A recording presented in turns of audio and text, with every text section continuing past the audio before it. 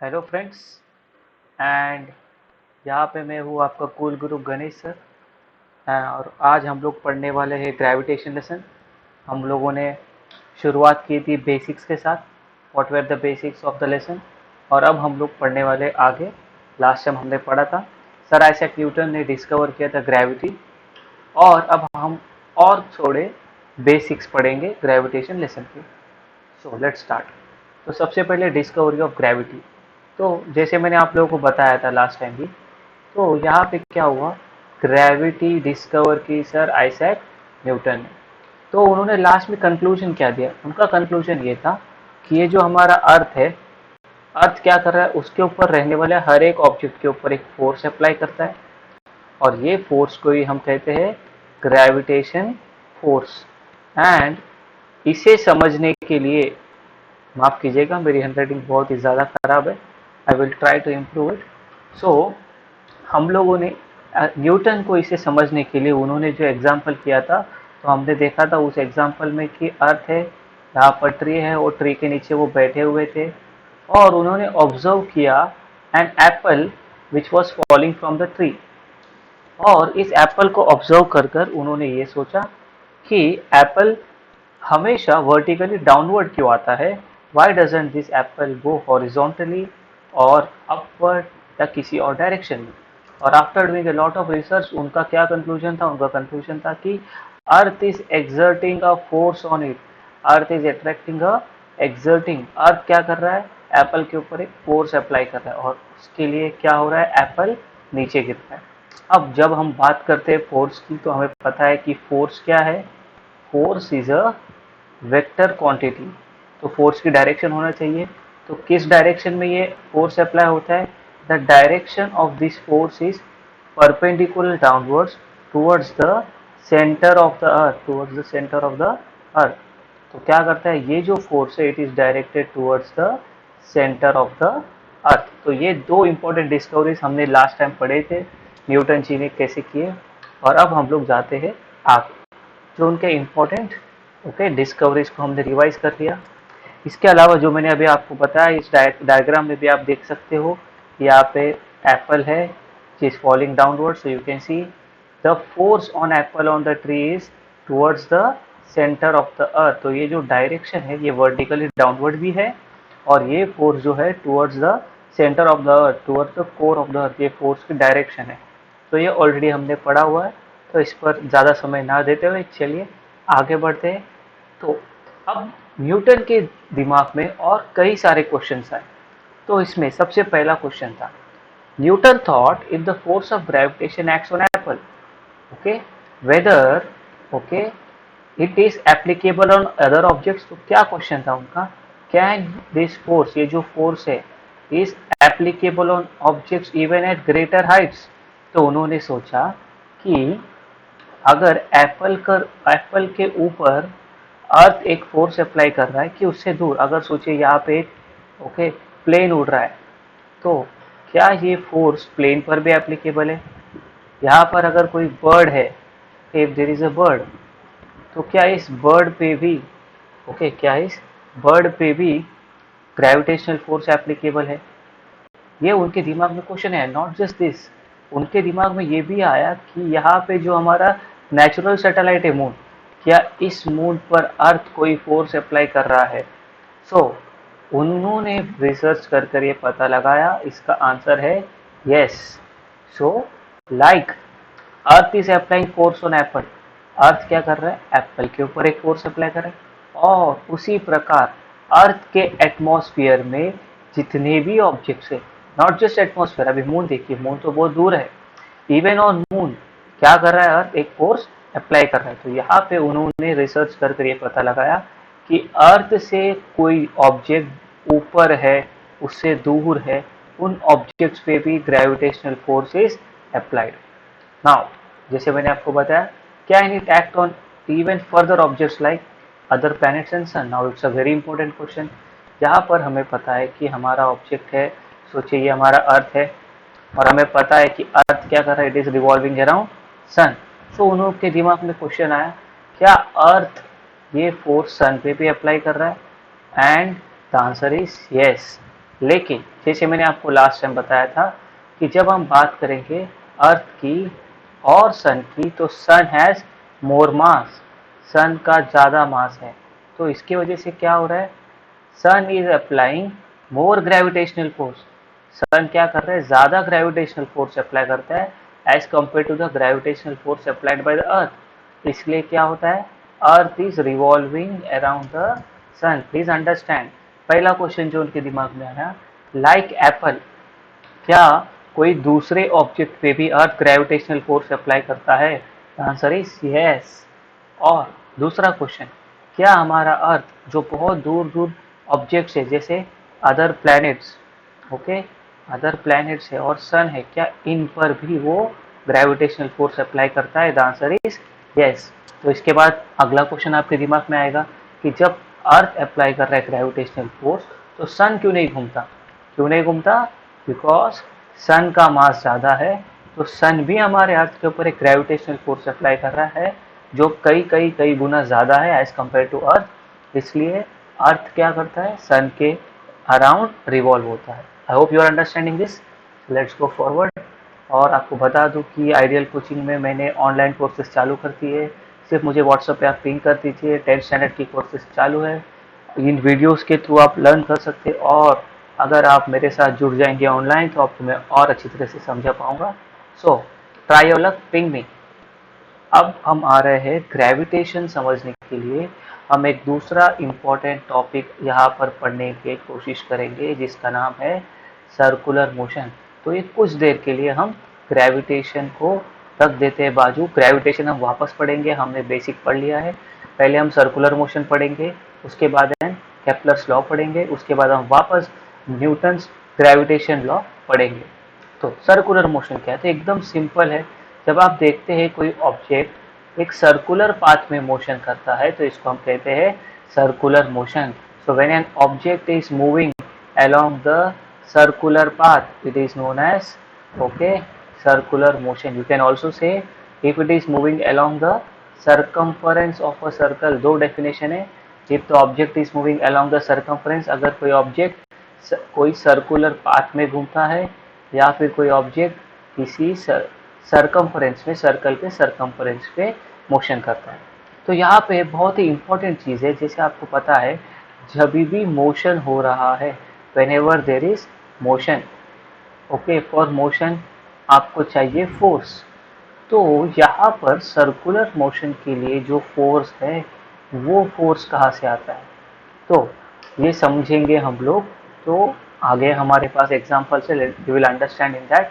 दूसरी चीज़ जो आपको यहाँ पे पता होना चाहिए कि जब कोई ऑब्जेक्ट सर्कुलर मोशन में होता है तो उसका जो डायरेक्शन है, समझिए यहाँ पर एक ऑब्जेक्ट है, तो इसका वेलोसिटी का डायरेक्शन हमेशा होगा टेंजेंशियल। वेलोसिटी हमेशा यहाँ पर होगी टेंजेंशियल, यानी परपेंडिकुलर डायरेक्शन। यहाँ पर ऑब्जेक्ट है तो यहाँ पर होगा tangential direction.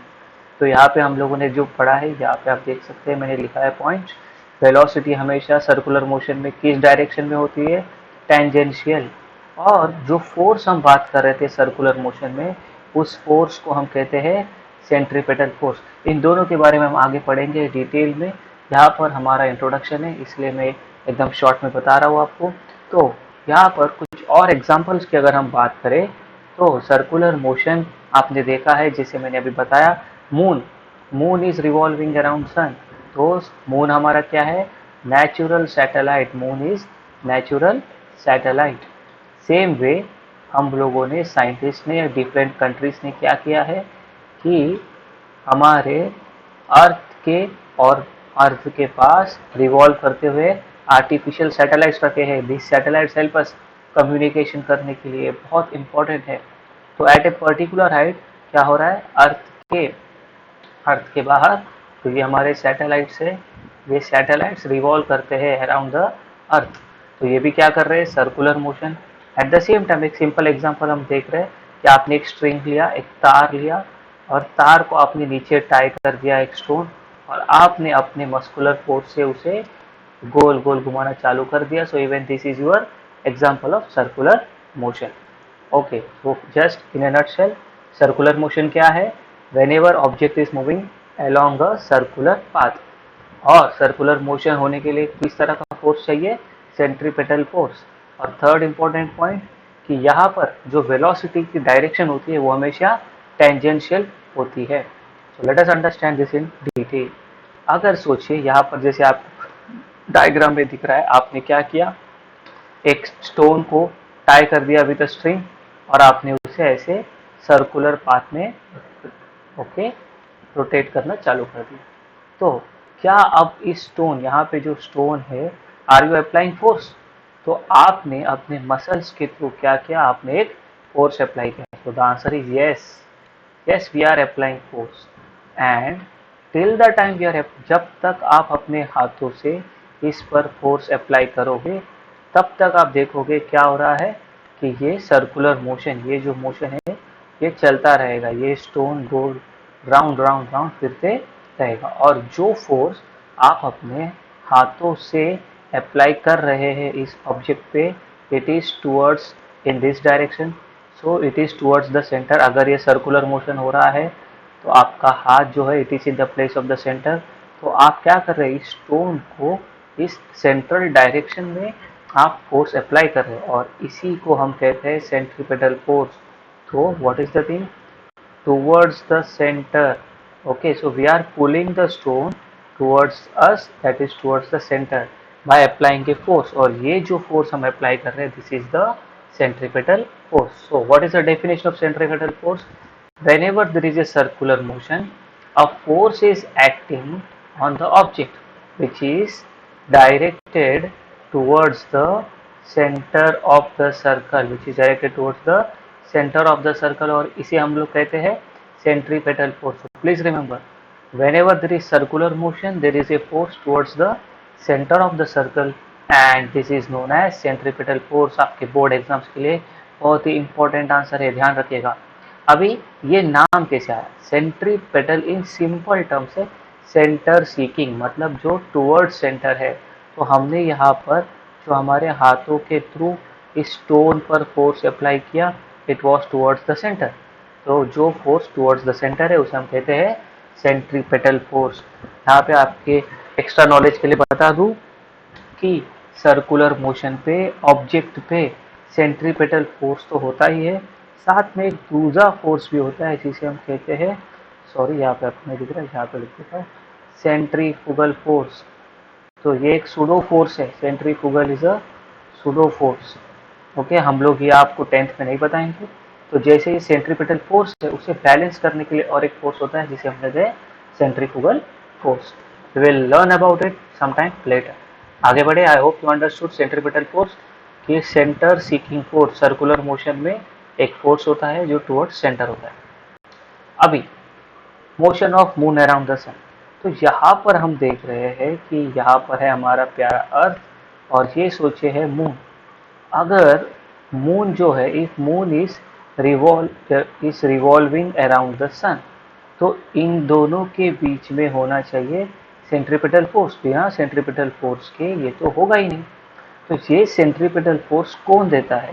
So in our case, in this case, in moon है, the gravitational force is acting as, gravitational force is acting as the centripetal force. Please remember, हमने पढ़ा कि जो ये अर्थ है, अर्थ क्या कर रहा है, मून के ऊपर ग्रेविटेशनल फोर्स अप्लाई करता है और वो ग्रेविटेशनल फोर्स ही सेंट्रीपेटल फोर्स की तरह काम कर मून के अंदर क्रिएट करता है circular motion. Okay, I hope you are understanding. Let us read what question here is.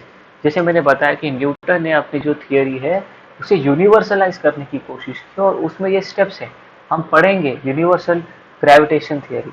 तो यहाँ पर हम आ जाते हैं और देखते हैं उनका question. We know that moon is natural satellite. मैंने कहा नेचुरल सैटेलाइट, सैटेलाइट क्या होता है, प्लैनेट के, ओके, प्लैनेट के अराउंड जो ऑब्जेक्ट सर्कुलर मोशन में रिवॉल्व होता है उसे हम कहते हैं ओके सैटेलाइट। तो मून हमारा अर्थ का नेचुरल सैटेलाइट है। So do you think some force is acting on the moon? अभी अभी मैंने आपको बताया, the answer is yes. Which force is that? Gravitational force exerted by earth. Moon पे हमेशा कौन सा फोर्स एक्सर्ट होता है? Gravitational force exerted by the earth. And ये ग्रेविटेशनल फोर्स क्या करता है, it is acting as a centripetal force. Now there should be one more question in your mind. Is moon applying any force on the sun? The answer is yes. Even moon is applying force on the sun. But Earth is not revolving around moon. Again the answer is because as compared to moon, Earth is having more mass. इसके लिए क्या हो रहा है, the gravitational force exerted by Earth is higher, and what you can see कि moon is revolving around the sun. So let us go forward. What must be the direction of the force? तो हमने already इसके बारे में पढ़ा है कि the direction is towards the center of the earth. जो ग्रेविटेशनल फोर्स होता है हमेशा उसका डायरेक्शन क्या होता है, towards the center of the earth. How would its motion have been if there is no such force? ठीक है, जो हम लोगों ने कुछ देर पहले एक एग्जाम्पल किया था, हमने पढ़ा था कि we are having a string and we are tying a stone and we are like this revolving it in a circular path. सोचिए अगर ये स्ट्रिंग टूट जाए तो क्या होगा, आपका ये जो ऑब्जेक्ट है तो स्ट्रेट लाइन में चला जाएगा, राइट? क्यों हुआ ऐसे? बिकॉज जैसे ये स्ट्रिंग टूट गया तो सर्कुलर मोशन होने के लिए जो सेंट्रीपेटल फोर्स था, वो सेंट्रीपेटल फोर्स ऑब्जेक्ट को नहीं मिल रहा है, और in absence of centripetal force ये जो ऑब्जेक्ट है ये टेंजेंशियल डायरेक्शन में चला जाएगा, ये स्ट्रेट लाइन मोशन करेगा. सेम वे अगर ये जो हमारा मून है, मून पर अगर ग्रेविटेशन से सेंट्रीपेटल फोर्स ना हो तो क्या होगा, ये जो मून है वो स्ट्रेट लाइन मोशन करेगा instead of doing circular motion. I hope you are understanding. Then do other planets revolving in the solar system are having same kind of thing? The answer is yes. Okay, तो क्या हो रहा है, अभी हम हमारे solar system को समझते हैं. तो सोलर सिस्टम में सेंटर में है सन, और सन के अराउंड रिवॉल्व हो रहे हैं प्लैनेट्स, और सन क्या कर रहा है, हर प्लैनेट पे एग्जर्ट कर रहा है ग्रेविटेशनल फोर्स. और ये ग्रेविटेशनल फोर्स क्या होता है, it is acting as centripetal force which is responsible for, माफ कीजिएगा राइटिंग पिक है मेरी, हाँ, तो ये जो हमारा gravitational force exerted by sun है on planets, it is responsible for circular motion. Sun हर प्लैनेट पे ग्रेविटेशनल फोर्स एक्सर्ट कर रहा है जो प्लैनेट के सर्कुलर मोशन के लिए रेस्पॉन्सिबल है. सो is similar force acting on them? The answer is yes. Gravitational force exerted by sun. What must be its direction? Again, in this case the direction is towards the center of the sun. So a small mistake in my slide. हाँ, तो ये जो gravitational force sun exert कर रहा है तो it will be towards the center of the sun. अभी हम लोगों ने सर्कुलर मोशन पूरा समझ लिया है, तो मैं आपको एक बार फिर से रिवीजन करा दूं. तो मैंने बताया आप लोगों को, जब कभी एक बॉडी सर्कुलर पाथ में रिवॉल्व होता है हम उसे कहेंगे circular motion. Circular motion is happening because of a force which is towards the centre of the circle, इसे हम कहते हैं centripetal force. In absence of centripetal force, अगर ऑब्जेक्ट पर सेंट्रीपेटल फोर्स नहीं है तो ये जो ऑब्जेक्ट है ये क्या करेगा, ये स्ट्रेट लाइन मोशन करेगा. इसके साथ साथ हमें पता होना चाहिए कि हमेशा वेलोसिटी जो है वो टेंजेंशियल डायरेक्शन में होती है. इसी सेम चीज़ को हमने सोलर सिस्टम पे अप्लाई किया और हमने समझा कि सन जो है, सन हर एक प्लैनेट पर, जितने प्लैनेट्स है, देयर आर 8 प्लैनेट्स, ओके, हर प्लैनेट पर सन क्या कर रहा है, sun is applying gravitational force, and ये ग्रेविटेशनल फोर्स जो है सर्कुलर मोशन में सेंट्रीपेटल फोर्स का काम कर रहा है, और इसका डायरेक्शन जो है it is towards the centre of the sun in this case.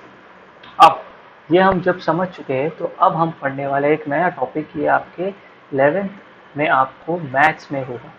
तो आप लोगों ने कई बार कोन देखा होगा, तो कोन हमने देखा है, एंड कोन का लोअर बेस जो होता है it is circular by the way, and इसका top is somewhat like this triangular. तो आपने कभी इमेजिन किया है कि इस कोन को हम ऐसे तो कट करते हैं, तो हमें यहाँ पे इसका बेस सर्कुलर खुलता है।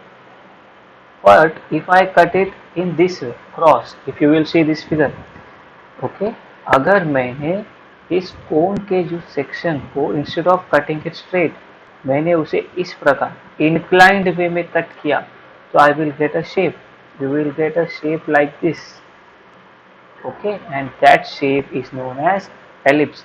Please see this figure and observe. अगर मैंने inclined way में इसे कट किया तो मुझे यहाँ पर जो कोन का शेप मिलेगा उसे हम कहते हैं एलिप्स।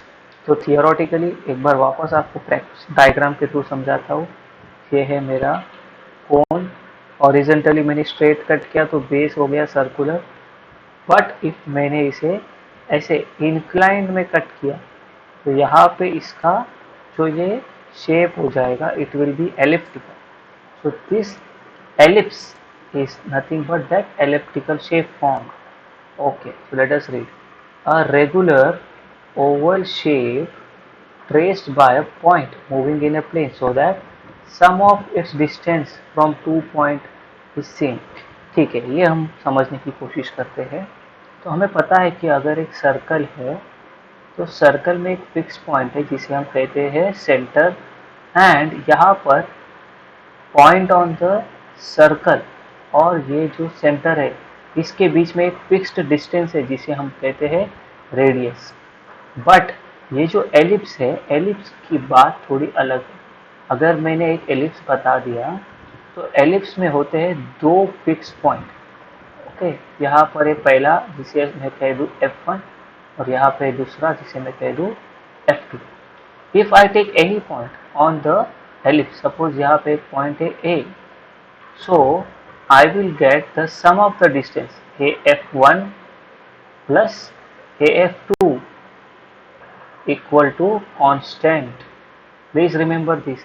जैसे अगर सर्कल पर मैंने कोई पॉइंट ले लिया तो उस पॉइंट का जो सेंटर से डिस्टेंस है वो हमेशा कांस्टेंट होता है जिसे हम कहते हैं रेडाई। बट यहाँ पर एलिप्स में ऐसा नहीं होता। एलिप्स में दो फिक्स पॉइंट है जिसे हम कहते हैं फोकस एंड फोकाई। एंड ये फोकाई की स्पेशलिटी क्या है कि यहाँ से मैं जब इन दोनों को ज्वाइन कर दूंगा किसी पॉइंट के साथ तो यहाँ पर ये AF1 प्लस AF2 ये जो डिस्टेंस है कांस्टेंट होता है। इसका मतलब है अगर मैंने कोई और पॉइंट ले लिया, समझिए मैंने लिया यहाँ पर एक दूसरा point, suppose I take care a point C, so now this distance AF1 plus AF2 will be equal to CF1 plus CF2. So that is the constant distance which we are talking about. So in this case, so this is the speciality of ellipse. So you can see it. यहाँ पे मैंने आपके लिए और अच्छी तरह से समझाया है। For every ellipse, पहले आपको याद रखना है एलिप्स का शेप क्या है। तो मैंने कोन को एक हॉरिजॉन्टली कट करने की जगह इंक्लाइंड कट किया है तो जो शेप आता है वो मेरा है एलिप्स। तो ये ऐसे मेरा एलिप्स आ गया। Okay, then after getting the elliptical shape, sorry मैं इतने अच्छे डायग्राम्स नहीं बना पा रहा हूँ, and yes I will erase them.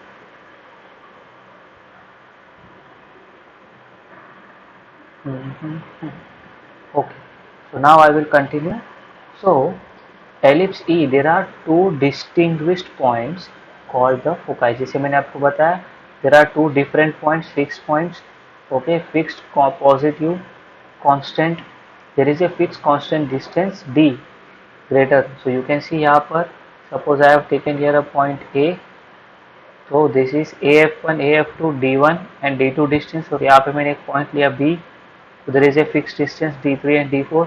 तो in this case क्या होगा, D1 plus D2 will always be equal to D3 plus D4 which is known as D, that is a fixed distance. So the point is sum of the distance of a point from the foci is constant. तो ये fixed point foci है और एक ellipse पे आप कहीं पे भी पॉइंट ले ले तो sum of the distance will be equal. तो पॉइंट के दो फोकाई से जो डिस्टेंस है उसका सम जो होगा हमेशा इक्वल होगा। ये एलिप्स आपको बहुत ज़रूरी है केपलर्स लॉ समझने के लिए, उसके लिए मैं आज आपको बता रहा हूँ। नेक्स्ट लेक्चर में हम केपलर्स लॉ चालू करेंगे। और यहाँ पर आप देख सकते हैं आपके टेक्स्ट बुक का ये डायग्राम मैंने यहाँ पे डाला है। So what is a ellipse? Ellipse is a curve obtained when cone is cut in A incline, मतलब होता है क्रॉस। तो यहाँ पे आप देख सकते हो कट इन इंक्लाइन। और यहाँ पे भी उन्होंने आपको एग्जाम्पल के थ्रू समझाया है कि किस तरह से sum of the distance is fix. यहाँ पे आपके पास एक पॉइंट है ए, यहाँ पे पॉइंट है बी, यहाँ पे पॉइंट है सी। तो तीनों का distance from the fix point AF1 AF2 BF1 BF2 और CF1 CF2 हमेशा होता है equal. So with this we today learn circular motion, centripetal force, and we learn what is ellipse. I know ये बहुत ही डिफिकल्ट टाइम है, there is everywhere pandemic of corona going on, but remember we must always try to progress. So आप लोग हमेशा आपके board exams के लिए कोशिश कीजिए, प्रोग्रेस कीजिए, और always try to progress. Don't try to achieve perfection. Perfection के पीछे जाओगे तो कुछ नहीं होगा। So always try and try to achieve some progress. रोज़ धीरे धीरे हम थोड़ा थोड़ा पढ़कर हमारे साइंस नॉलेज को बढ़ाएंगे, और आशा करता हूँ आपको कुछ यहाँ पर इस लेसन में कुछ समझ में आया होगा। And like always, God bless you. Bye bye everyone.